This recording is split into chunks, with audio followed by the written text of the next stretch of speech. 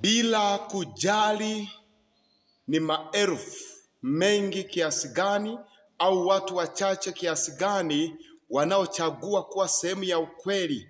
Mungu anaita watu ambao watachagua kuwa sehemu ya ukweli bila kujali ni maelfu na mamia kiasi gani wanaochagua uongo. Mungu anatafuta watu waaminifu kama Yoshua na Caleb. Wakati wengi wakileta taarifa za uongo, Mungu anahitaji watu wachache ambao wataleta taarifa za ukweli. Watu ambao ndani ya mioyo yao watasimama kwa ajili ya ukweli bila kuyumbishwa na chochote, bila kuogopa chochote. Mungu anakutaka uwe mwaminifu kama Yoshua na Caleb.